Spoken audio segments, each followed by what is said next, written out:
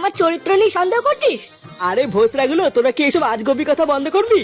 কারকে মুখ মারতে আসবে না পোদ মারতে আসবো অত তোদের ভাবনা চিন্তা করে লাভ নেই। যার তা সে ঠিক বুঝে নেবে, আমাদের অত মাথা ঘামানো লাগবে না।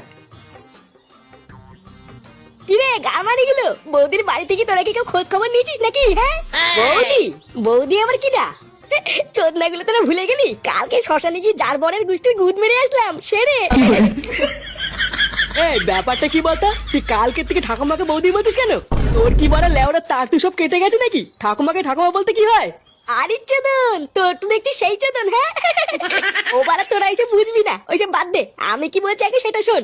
বেচারা সদ্য সদ্য স্বামীটা মরেছে, এখন তো আমাদের উচিত নাকি যে বালছের ক্লাবের হয়ে পাশে দাঁড়িয়ে সাহায্য করা? হ্যাঁ, তা কি সাহায্য করবো শুনি? নে বাড়া, তোকে কি এখন এই বুধাও বুঝিয়ে দিতে হবে নাকি যে কি সাহায্য করবি? এই বালছের লিডার হয়েছিস তুই।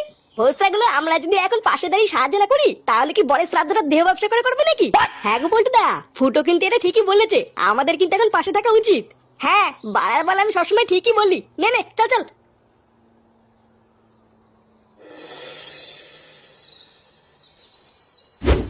না গো, আমার কোনো রকমের কোনো সাহায্যই লাগবে না। তোমাদের দাদু মরে যাওয়ার আগে যে টাকা পয়সাগুলো রেখে গেছিল সেইগুলো দিয়ে তোমাদের দাদুর কাজটা হয়ে যাবে। এইসব তুমি কি বলছো কি বৌদি? তোমার কোনো সাহায্যই লাগবে না?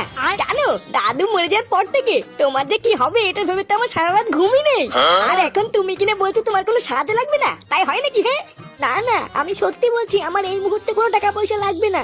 জানো, আমার ভাতারটা মরে যাওয়ার পর আমি তো ভেবেই নিয়েছিলাম যে আমি এখন থেকে একা একা হয়ে গেলাম। এইভাবেই একা একা যে সারা জীবন কি করে থাকবো এটা ভেবেই তো আমার সারা রাত ঘুমই আসে না। কিন্তু আমার এখন খুব ভালো লাগছে জানো, কারণ তোমরা আমার পাশে আছো। হ্যাঁ আমার আছি তো, তুমিও তো চিন্তা করছো কেন? হ্যাঁ, তুমি সবসময় মনে রাখবা, কেউ তোমার পাশে থাকুক বা না থাকুক, এই ফুটো আছে।